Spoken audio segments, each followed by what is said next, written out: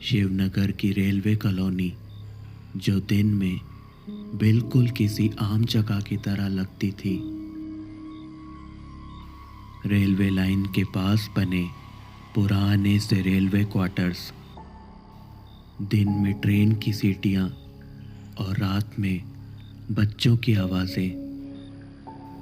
लेकिन इस railway colony की एक सच्चाई और थी, और वो सच्चाई थी रात 3:15 के बाद ये इलाका किसी और का हो जाता था। एक साइकिल की घंटी की आवाज़ जो किसी को सोने नहीं देती थी। हर रात ठीक 3:15 इन रेलवे क्वार्टर्स की गलियों में एक साइकिल की घंटी गूंजती थी। ना कोई ट्रेन गुजरती और ना ही कोई चौकीदार दिखता। कोई दिखता था तो बस वो एक अखबार वाला। इसी रेलवे कॉलोनी के क्वार्टर नंबर 12 में रहता था श्यामलाल। श्यामलाल रेलवे में क्लर्क था। वो इस रेलवे कॉलोनी के क्वार्टर नंबर 12 में अपनी पत्नी और एक बेटे के साथ रहता था। श्यामलाल को आदत थी सुबह सुबह अखबार पढ़ने की, लेकिन उसे नहीं पता था कि एक दिन यही अखबार उसे पढ़ेगा। एक रात श्यामलाल अपने क्वार्टर नंबर 12 में गहरी नींद में सोया था। पूरी रेलवे कॉलोनी में चारों तरफ गुप्त सन्नाटा था। श्यामलाल गहरी नींद में था। तभी अचानक उसकी नींद खुल गई। उसने घड़ी में टाइम देखा। रात के ठीक 3:14 हो रहे थे। तभी श्यामलाल को बाहर से किसी की आवाज आई, अखबार। उसने खिड़की से बाहर झांका तो देखा बाहर पीली स्ट्रीट लाइट के नीचे एक आदमी खड़ा था, जिसने सफेद कुर्ता पहना था। कुर्ते पर मिट्टी और पुराने खून के दाग और सिर नीचे झुका हुआ। श्यामलाल कुछ समझ पाता या कुछ बोल पाता उससे पहले ही अखबार उछला और दरवाजे के अंदर आ गिरा। श्यामलाल ने सोचा, बड़ा अजीब अखबार वाला है, इतनी रात को कौन अखबार डालता है। श्यामलाल को कुछ समझ नहीं आया। श्यामलाल ने अखबार उठाया और कुर्सी पर रख दिया और वो फिर से अंदर जाकर सो गया।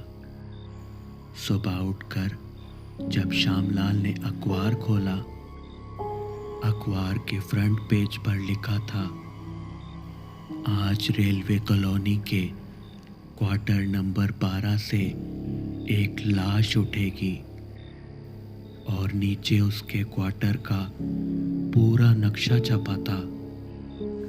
ये पढ़कर श्यामलाल के हाथ कांपने लगे।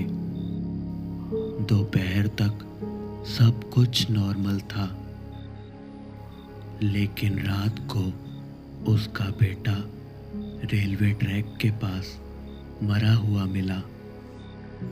इस घटना के बाद पूरे इलाके में खौफ फैल गया। अब इन रेलवे क्वार्टर्स में कोई सोता नहीं था। लोग दरवाजे पर ताले लगाते, हनुमान चालीसा चलाते, खिड़कियों पर अखबार चिपकाते, लेकिन फिर भी किसी न किसी तरह अखबार अंदर आ ही जाता कभी दरवाजे के नीचे से और कभी खिड़की के कोने से। एक रात श्यामलाल अपने क्वार्टर में अकेला था। आज रात श्यामलाल जानबूझकर 3:15 बजे फिर से जागा, देखने के लिए कि वो अखबार वाला कौन था। रात के ठीक 3:15 बजे साइकिल की घंटी फिर से बजी। श्यामलाल ने तुरंत उठकर खिड़की से बाहर देखा। वही आदमी सफ़ेद कुर्ते में पीली स्ट्रीट लाइट के नीचे खड़ा था, लेकिन इस बार वो सिर उठाकर देख रहा था। चेहरा आधा जला हुआ, एक आंख सूखी हुई और मुंह से काली मिट्टी गिर रही थी। श्यामलाल कांपते हुए बोला, तू कौन है? अखबार वाला बोला,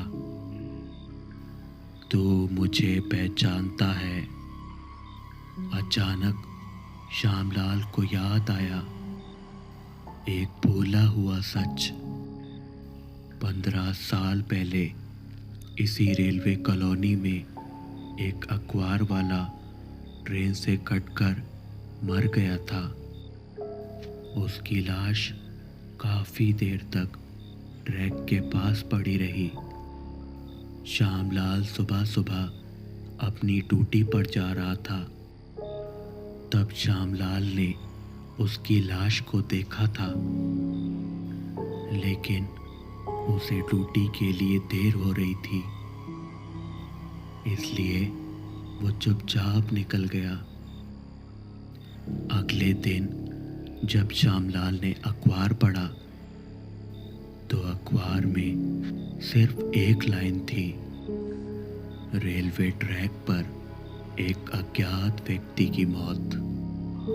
अगली रात अखबार वाला फिर से आया।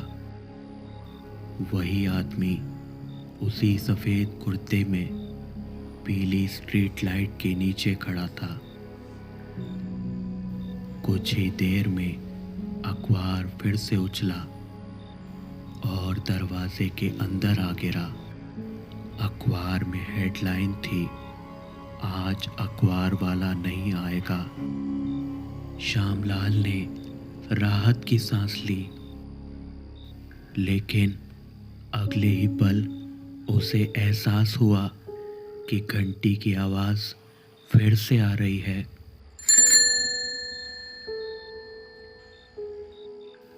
घंटी की आवाज़ अब उसके ही हाथ से आ रही थी। उसके सामने एक पुरानी साइकिल थी और हाथों में अखबारों का बंडल। अगली सुबह रेलवे कॉलोनी में चर्चा थी।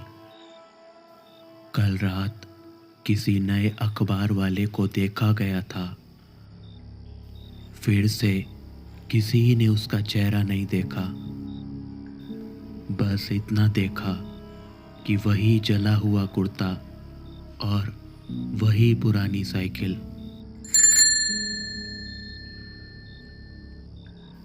आज भी अगर आप किसी रेलवे कॉलोनी में रहते हों और रात 3:15 बजे अखबार दरवाजे के नीचे से सरकता दिखे तो उसे मत उठाना, क्योंकि इस कॉलोनी में अखबार वाला मरता नहीं, वो बदलता है।